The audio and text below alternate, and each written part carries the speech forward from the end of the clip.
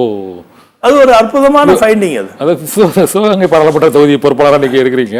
இப்போ முக்கிய கூட்டணி கட்சியான பாமக சார்பாக அங்கே வாக்கு வங்கியே இல்லை. ஆனால் அங்கே முக்கியமான கட்சிகளாக திமுக காங்கிரஸ் கூட்டணி இருக்குது. அங்கே ஒரு பலம் வாய்ந்த வேட்பாளர் கார்த்திக் சிதம்பரத்தை அறிவிச்சிருக்காங்க திமுக சார்பாக. இதே போல் அதிமுக சார்பில் வேட்பாளர் அறிவிச்சிருக்காங்க. இங்கே அங்கே எப்படி கள நிலவரம் எப்படி இருக்குன்னு நினைக்கிறீங்க? கள நிலவரம் ரொம்ப என்கரேஜிங்காக இருக்கு. எப்படி சொல்றேன்னு கேளுங்களேன். அவருக்கு என்ன பெரிய கட்சி ஏடிஎம்கேக்கு தனியாக ஓட் பேங்க் இருக்கு. அவங்களுக்கு 20% எங்க போனாலும் இருக்கும். இருக்கு. டிஎம்கேக்கும் காங்கிரஸ் சேர்ந்து நிற்கிறாங்க. ஒரு சென்ட்ரல் மினிஸ்டர். நான் தான் சொன்னேன் இதெல்லாம் இருக்கு. நீங்க எங்க மிஸ் பண்றீங்க? இப்ப எல்லாருமே பிஜேபியை பார்க்கும்போது எந்த இடத்துல எல்லாருமே நழுவுறாங்கன்னா அந்த 40% இருக்கு பாருங்க, புது வாக்காளர்னு ஒண்ணு இருக்கு. பிஜேபி கிடைக்கும் நினைக்கிறீங்க? 100% எங்களுக்கு தான் வரும். ஏன்னா இப்போ தமிழ்நாடு மட்டும் இல்ல, இந்தியா முழுக்க உலகம் முழுக்க விசிபிலிட்டியா இருக்க ஒரு பார்ட்டி பிஜேபி தான். மோடிஜி வந்து அந்த அளவுக்கு பண்ணிட்டாரு, விசிபிலிட்டி கிரியேட் பண்ணிட்டாரு. அது உண்மைதான், நீங்க சொல்றது உண்மை. ஆனா நார்த் இந்தியால பிஜேபி பாக்குறதுக்கும் இந்த சவுத் இந்தியால பாக்குறதுக்கு ஒரு வித்தியாசம் இருக்கு. அது தமிழ்நாட்டுல ரொம்ப டிஃபரெண்ட். சிவகங்கை வந்து ஒரு மத்திய மாவட்டமா இருக்குது, தென் மாவட்டங்கள்ல ஒரு மத்திய மாவட்டமா இருக்குது, எண்டு வருது. இந்த தொகுதியோட பொறுப்பாளர் இருக்கிறனால தான் உங்கள்கிட்ட கேட்கறேன். நீங்க உங்களோட பலமாய்ந்த கூட்டணி கட்சி அதில் அது ஒண்ணுதான். மற்றபடி புதிய நீதி கட்சி இருக்குது, தமிழக மக்கள் முன்னேற்ற கழகம் இருக்குது, மற்ற கட்சி இருக்கிறாங்க, மற்ற இருக்கிறாங்க. அவங்க சமூக ரீதியா பெரிய எங்களுக்கு அங்க வந்து எது இன்ஃப்ளூயன்ஸ் ஃபேக்டர்னு சொல்றேன். சிவகங்கை பாராளுமன்றத்தில் எங்களுக்கு பெரிய இன்ஃப்ளூயன்ஸ் ஃபேக்டர், மேஜர் ஃபேக்டர் வந்து தேவரினம். அதுல எங்களுக்கு அமமுகவும் இருக்கு, பன்னீர்செல்வம் ஐயாவும் இருக்காங்க. ஓ சரி. அவங்க வந்து அது கிளஸ்டர். இந்த சைடு முத்திரையர்ல வந்து எங்களுக்கு முக்கியமான முத்திரையர் லீடர் எங்களோட தான், செல்வகுமார் அவர்கள், எஸ்கே செல்வமா எங்களோட தான் இருக்காரு. அது ஆட் அப் இவரே யாதவா இருக்காரு. அந்த இடத்துல டாமினன்ட் யாதவ் கம்யூனிட்டி இருக்கு. அங்க நமக்கு டாமினன்ட் யாதவ் கம்யூனிட்டி சார்ந்து போட்டு போடுறாங்க சார் அவங்க. இல்ல போடுவாங்க. என்னன்னா இப்ப பாராளுமன்றம்னு வரும்போது பாத்தீங்கன்னா அங்க வந்து திமுகவுக்கு கண்ணப்பன் அவர்களுக்கும் பெரிய கருப்பன் அவர்களுக்கும் ஆல்ரெடி அவங்களோட வங்கி அங்க இருந்தது. இப்போ அவங்க கம்யூனிட்டில இருந்து யாரும் நிக்கல இல்ல பாராளுமன்றத்துல. சோ அந்த கம்யூனிட்டி இல்லாதனால அந்த பார்வை வந்துரும்ல அவங்களுக்கு. பாராளுமன்றம் நினைக்கும் போது அது பாரதமா நினைச்சிருவாங்க, லோக்கலா நினைக்க மாட்டாங்க. அந்த வாய்ப்பை அவங்க வந்து மிஸ் பண்ண விரும்ப மாட்டாங்கல்ல. சிவகங்கை தொகுதியில் உங்களுக்கு இருக்குங்கிறீங்க? இருக்கு. அதான் எங்களுக்கு முத்திரை இருக்காங்க, தேவர் இருக்காங்க. அமமுகவோட எங்களுக்கு கொடுத்த கூட்டணி இவரே யாதவ் கட்சியா வச்சிருக்கிறதுனால யாதவோட இன்ஃபுளுன்ஸ் இருக்கு எங்களுக்கு. அதை தாண்டி அவங்க பன்னீர்செல்வம் ஐயா இருக்கும் போது என்ன தேவர்ல இருக்க உட்பிரிவுலையும் பேலன்ஸ் ஆயிடுது. கல்லர் இனமும் மறவர் இனமும் ஒரு உட்பிரிவு. இந்த கல்லர் மறவர் இனம் வந்து அங்க ஸ்ட்ராங்கா இருக்கு. அதோட சப்போர்ட்டும் எங்களுக்கு கிடைச்சிருது. இப்போ வல்லமர் வந்து நியூட்ரல் கம்யூனிட்டி, இந்த போட்டு நகரத்தார் வந்து நல்ல வளர்ந்த கம்யூனிட்டி, ஆன்மீக உணர்வு ஜாஸ்தியா உள்ளவங்க.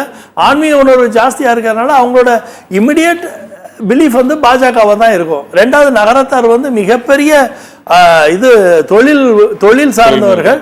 தொழில் சார்ந்து இருக்கவங்களுக்கு எல்லாருக்குமே ஆல் இண்டியா பிரசன்ஸ் இருக்கும். நான் வந்து இப்போ ரீசெண்டாக ஒரு முக்கியமான மிக உயர்ந்த தொழிலதிபர், ரொம்ப காலங்காலமாக தமிழ்நாட்டில் உயர்ந்த தொழிலதிபராக இருக்கவரை சந்திக்க வாய்ப்பு இருந்தது. அவங்களோட நான் தொடர்ந்து பேசும்போது ஒரு 4 மணி நேரம் நானும் வரும் நிறைய நேரம் பேசணும். அவங்கள்ட்ட ஒன்று கேட்டேன். அவங்க சிதம்பரம் அவர்கள் இத்தனை நாளாக உங்கள் நகரத்தாரை சேர்ந்தவர். சிதம்பரம் அவர்கள் கிட்டத்தட்ட எத்தனையோ ஆண்டுகள், 10 ஆண்டுகளோ 15 ஆண்டுகளோ குறைஞ்சபட்சம் அவர் வந்து ஃபைனான்ஸ் மினிஸ்டராக இருந்திருக்கார், நிதி அமைச்சராக இருந்திருக்கார். நிதி அமைச்சரோட கண்ட்ரோல்ல தான் இருக்கு ஸ்டாக் எக்ஸ்சேஞ்ச் இருக்கு. நான் அவங்கள்ட்ட ஒன்னேன்னு கேட்டேன். எப்போ பார்த்தாலும் அதானியை வந்து குஜராத்தில் வந்து மோடிஜி சப்போர்ட் பண்றாரு, அம்பானியை சப்போர்ட் பண்றாருன்னு இங்கே திராவிட கட்சிகள் எல்லாம் தொடர்ந்து வசப்பாடுறீங்களே, இந்த வசப்பாடுறதுல எப்படி நியாயம் இல்லைங்கிறத நான் சொன்னேன் அவர்கிட்ட. அவரும் புரிஞ்சுக்கணுங்கிறதுக்காண்டி சொன்னேன். இதை மக்களுக்கு நான் உங்க சத்தியம் மூலமா சொல்ல விரும்புறேன். அதுல பாத்தீங்கன்னா என்ன முக்கியமான விஷயம் என்னன்னா, இப்போ நம்ம ஒரு காலத்துல நகரத்தார் கண்ட்ரோல்ல பல வங்கிகள் இருந்தது, பேங்க்ஸ் இருந்தது. இந்தியன் ஓவர்சீஸ் பேங்கா இருக்கட்டும், இந்தியன் பேங்கா இருக்கட்டும், தஞ்சாவூர் பேங்கா இருக்கட்டும், பேங்க் ஆஃப் மஜ்ராவா இருக்கட்டும், இது மாதிரி எல்லா பேங்குமே நகரத்தாரோட பேங்கா தான் இருந்தது. இந்த பேங்கோட ஸ்டாக் வந்து இன்னைக்கு வந்து பெரும்பகுதி வந்து இன்னைக்கு ஸ்டாக் எக்ஸ்சேஞ்சில் இதா இருக்கு. இப்ப இந்த சைடுல டிஏ சைக்கிள் இருக்கு, இந்த சைடு செட்டிநாடு சிமெண்ட்ஸ் இருக்கு, அந்த சைடு அவங்களுக்கு வந்து ஸ்பிக்கு இருக்கு, ஸ்பிக்கு சார்ந்த நிறைய கம்பெனிகள் இருக்கு. அதே மாதிரி செட்டிநாடு சம்பந்தப்பட்ட நிறைய கம்பெனிகள் இருக்கு, முருகாப்பா குரூப்போட கம்பெனிகள் நிறைய இருக்கு. நான் ஒன்னு கேட்டேன், ஐயா நீங்க எனக்கு ஒன்னு சொல்லுங்க, பெர் டே ஸ்டாக் எக்ஸ்சேஞ்சில் இன்னைக்கு என்எஸ்சியில் நம்ம நகரத்தாரோட ஸ்டாக் அதாவது கம்பெனி பர்சனல் ஸ்டாக்க பத்தி சொல்ல, அவங்க நகரத்தாரா உருவாக்கப்பட்ட ஃபவுண்டர்ஸ் ஆன கம்பெனியோட ஸ்டாக் எக்ஸ்சேஞ்சில் ரோல் பிளே என்னன்னு கேட்டேன். டெய்லி இன்னைக்கு 20,000 சென்செக்ஸ்னு வச்சுக்கோங்களேன், அந்த சென்செக்ஸ்ல ஒரு பர்சன்டேஜ் கான்ட்ரிபியூஷன் இருக்கும்ல. நான் கேட்டேன் எவ்வளவு இருக்கும்னு கேட்டேன், அவங்களுக்கு சொல்ல தெரியல. ஆனா குஜராத்தி கம்பெனிக்கு கிட்டத்தட்ட 30% இருக்கு. அதாவது இன்னைக்கு ஒரு 100 ரூபாய் நீங்க ஸ்டாக்ல போட்டு பர்ச்சேஸ் பண்ணி எடுத்தீங்கன்னா ஒரு 30 ரூபாய் நீங்க குஜராத்தி நிர்வாகங்களுக்கு நீங்க கொடுக்குற மாதிரி இருக்கு. ஆனா இவங்க நகரத்தார் இவ்வளவு பேங்க் வச்சிருந்தவங்க, இவ்வளவு இந்த லெண்டிங் கம்பெனி எல்லாம் அவ்வளவு வச்சிருந்தவங்க, இவ்வளவு தொழில் சார்ந்து நடத்தினவங்க, இவங்களோட ஸ்டாக் பாத்தீங்கன்னா 2 ரூபா கூட இருக்கு, 100க்கு 2 ரூபா கூட இருக்காது எக்ஸ்சேஞ்சில். அப்போ நகரத்தாருன்னு சொல்லி சிதம்பரம் அவர்கள் நகரத்தாரை பாதுகாக்கிறதுக்கு தொழில் ரீதியா என்ன செஞ்சாரு பைனான்ஸ் மினிஸ்டரா? ஒண்ணுமே செய்யல அவரு. அப்ப அவருக்கு நீங்க ஓட்டு போடுறதுல என்ன அர்த்தம் இருக்குன்னு கேட்டேன்.